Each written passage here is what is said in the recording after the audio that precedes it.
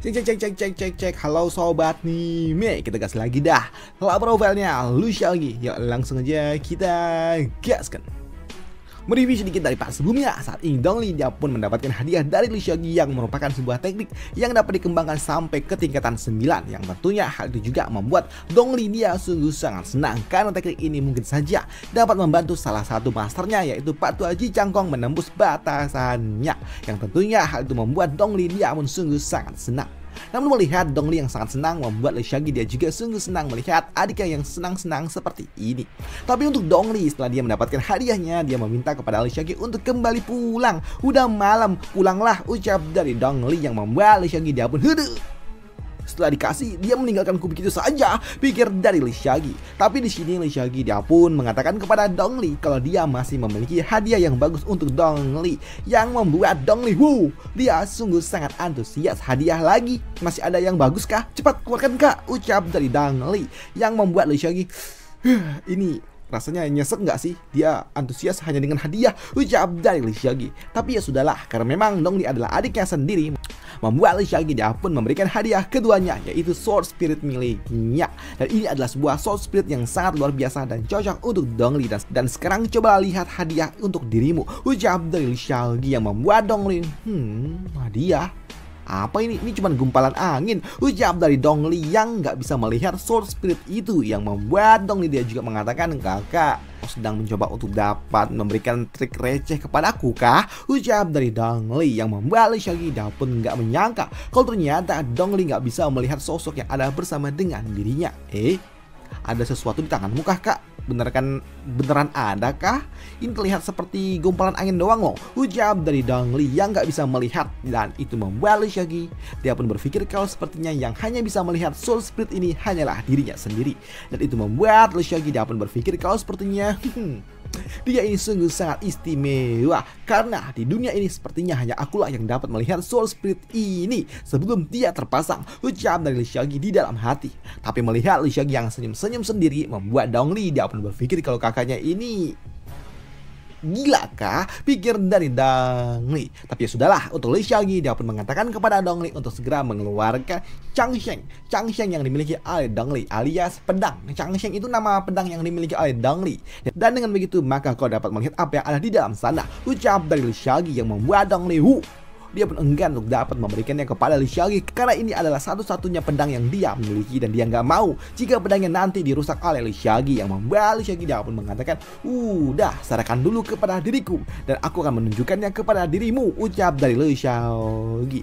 Walaupun di sini Dongli dia agak sedikit ragu-ragu, tapi di sini Lu Xiaogi tak pikir panjang, langsung memberikan Soul Spiritnya kepada pedang yang ada bersama dengan Dongli, yang membuat Dongli dia juga cukup terkejut ketika Changsheng miliknya ataupun pedang miliknya tiba-tiba aja bercahaya dan dari dalam sana juga memancarkan energi yang sangat-sangat kuat, hingga membuat Dongli dia pun merasakan ada sebuah energi yang sangat-sangat kuat di sekitaran dari dirinya, yang membuat dirinya pun berpikir kalau sepertinya ini aliran spiritualnya sangat kuat, ucap dari Dongli. Dan si Dongli dia juga dapat melihat wujud dari Soul Spirit yang telah diberikan oleh Lu Xiaogi, dan ini adalah sesuatu yang sangat amat luar biasa.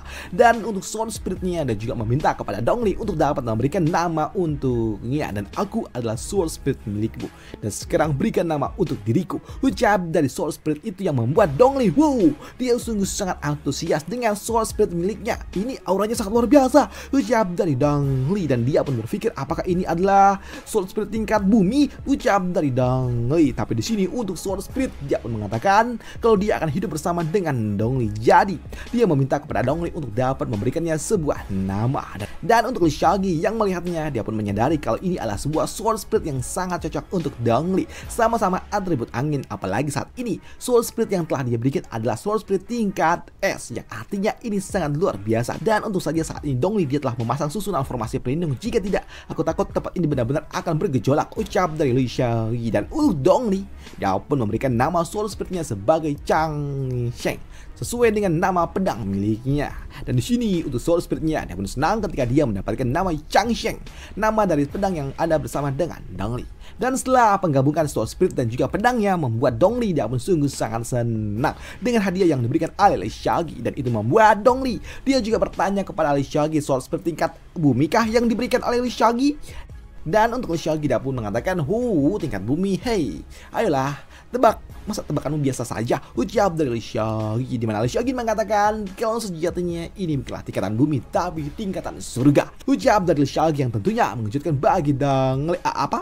Tingkatan surga itu artinya aku setara dengan soft dragon. Ucap dari Dongli. Yush, hal itu pun dibenarkan oleh Li Xiaogi. Tapi di sini Li Xiaogi dia juga mengatakan ketika Dongli telah membangkitkannya akan sedikit kurang jika tidak dicoba kekuatannya, yang membuat Li Xiaogi dapat mencoba untuk dapat menggunakan defense sense miliknya untuk dapat mencari target yang sekiranya cocok untuk dapat mencoba kekuatan baru yang dimiliki oleh Dongli. Dan di sini Li Xiaogi dia menemukan sekelompok para demonik ataupun para kultivator iblis, dan sepertinya mereka sangat cocok untuk dapat dijadikan percobaan untuk Dongli. Ucap dari Li Xiaogi yang membuat kini Li Xiaogi pun membawa Dongli untuk dapat mencoba kekuatan baru miliknya. Dan sekarang ayo ikutlah dengan diriku dan aku ingin melihat kau mencoba kekuatan baru milikmu. Ucap dari Li Xiaogi, karena ada kultivator iblis yang harus kita bereskan. Sedangkan di sudut lainnya, di sebuah desa terdapat sekelompok orang-orang desa yang sedang melakukan sebuah acara perjamuan, di mana mereka mengadakan acara perjamuan untuk dapat memberikan sebuah persembahan kepada kultivator iblis. Mereka mempersembahkan 2 orang warga mereka untuk dapat diberikan kepada para kultivator iblis. Dan di sini warga desa mereka melakukan ini semua untuk mendapatkan pelindungan dari para kultivator iblis. Tapi ternyata dari seluruh warga desa ada juga beberapa orang yang tidak terima dengan persembahan yang dilakukan oleh kepala desa, karena ini adalah sesuatu yang sangat-sangat salah menurut dirinya melakukan sebuah persembahan untuk ular yang tidak berguna. Ucap dari orang itu, dan dia juga didukung oleh beberapa teman-temannya yang gak setuju desa mereka memberikan sebuah persembahan kepada kultivator iblis. Tapi kepala desa dia mengatakan kalau mereka nggak bisa melakukan apapun. Jika mereka melawan, maka mereka akan dilenyapkan oleh monster ular yang akan menghancurkan desa mereka. Dan apakah kau memiliki kemampuan untuk dapat menyingkirkan ular itu? Ucap dari kepala desa, yang membuat orang-orang ini mereka pun menyadari kalau mereka juga nggak memiliki kemampuan untuk dapat melakukan hal seperti itu. Namun di sini kepala desa dia pun mengatakan dia tahu kenapa pria itu dia menolak persembahan ini, karena salah satu persembahannya adalah wanitanya, tunangannya. Tapi di sini mereka nggak memiliki sebuah kemampuan untuk dapat menghentikan para kultivator iblis itu. Jadi mereka hanya bisa memberikan sebuah persembahan untuk dapat membuat desa mereka tetap aman.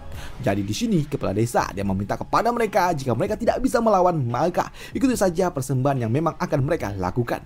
Tapi tentunya di sini pria ini dia tetap tidak terima, di mana dia akan melaporkan dan meminta bantuan dari para kultivator. Dengan cara begitu maka harusnya mereka dapat terbebas. Tapi di sini untuk orang tua ini kepala desa mengatakan kalau mereka telah mencoba untuk dapat melakukannya, membunyikan lonceng pemanggil, tapi tidak ada satupun kultivator yang datang untuk dapat membantu mereka. Tapi di sini untuk pria ini dia lagi-lagi mengatakan kalau setidaknya mereka bisa membunyikan lonceng dan meminta bantuan dari Sektemo, karena jarak dari Sektemo dan desa mereka hanya sejauh 300 li dan harusnya mereka datang membantu mereka. Ucap dari orang itu. Tapi kepala desa mengatakan nggak bisa karena jaraknya terlalu jauh, apalagi wilayah mereka bukanlah wilayah bagian pelindung dari Sektemo. Ucap dari orang tua itu. Dan di sini dia juga mengatakan kalau para kultivator mereka juga memiliki aturan mereka sendiri, jadi mereka nggak bisa berharap kepada para kultivator. Ucap dari kepala desa yang membuat pria ini dia pun benar-benar kesal dan benar-benar tidak terima. Bahkan dia juga rela untuk dapat menyerahkan dirinya menggantikan wanitanya yang ada di depan sana. Sedangkan di sudut lainnya, saat ini para kultivator iblis mereka sedang berjalan dari satu desa ke desa lainnya untuk mengambil persembahan yang disiapkan oleh para penduduk desa. Namun tak butuh waktu lama, mereka pun menemui sebuah desa, yaitu desa Xiaomin, desa tempat di mana mereka akan mendapatkan target ataupun persembahan pertama mereka. Dan kedatangan dari para kultivator iblis tentunya menarik perhatian dan membuat para penduduk desa mereka sangat-sangat ketakutan, dan mereka semua langsung berlutut di hadapan kultivator iblis yang datang untuk dapat mengambil persembahan mereka. Dan di sini untuk para kultivator iblis yang dipimpin oleh seorang pria yang duduk di atas demonic beast, dia pun berpikir kalau sepertinya persembahan kali ini cukup menarik karena diisi oleh wanita yang sangat-sangat cantik dan dia ingin segera melahapnya, pikir dari orang tua itu. Tapi ketika kultivator iblis itu mencoba untuk dapat mendekatinya, di sini kekasih dari wanita itu dia pun berdiri dan dia meminta kepada rekan-rekannya untuk dapat melawan. Tapi rekan-rekannya gak ada yang berani. Mereka semua takut dengan para kultivator iblis. Namun melihat ada seseorang yang mencoba untuk dapat melawan, membuat pria itu dia meminta kepada pasukannya bawahannya untuk segera menangkap pria itu dan tahapnya bersama-sama. Dan benar saja pria itu pun dengan sangat mudah dia pun dapat dilumpuhkan oleh para kultivator iblis karena dia hanyalah orang biasa. Sedangkan para kultivator iblis walaupun memang tingkatan mereka cukup rendah, tapi mereka cukup kuat untuk dapat menjatuhkan para manusia biasa. Dan ketika pria itu akan dilahap, tiba-tiba das, ada yang menghancurkannya. Dan itu adalah ulah Liu Xiaoqi dan juga Dongli yang datang tepat waktu. Dan untuk Liu Xiaoqi yang baru saja datang, dia pun mengatakan kalau sepertinya yang ada di tempat ini cukup menarik. Namun melihat acaranya diganggu oleh seorang kultivator, membuat pria tua ini, kultivator iblis ini, dia pun kesal dan dia pun bertanya siapa yang berani mencari masalah dengan dirinya. Apakah kau tahu siapa diriku? Aku berasal dari Zilin Mansion, ucap dari kultivator iblis. Sedangkan untuk penduduk desa, mereka pun meminta kepada Liu Xiaoqi untuk dapat membantu mereka menyelamatkan desa mereka dari para kultivator iblis. Kultivator tuan tolong selamatkan kami, ucap dari pria itu.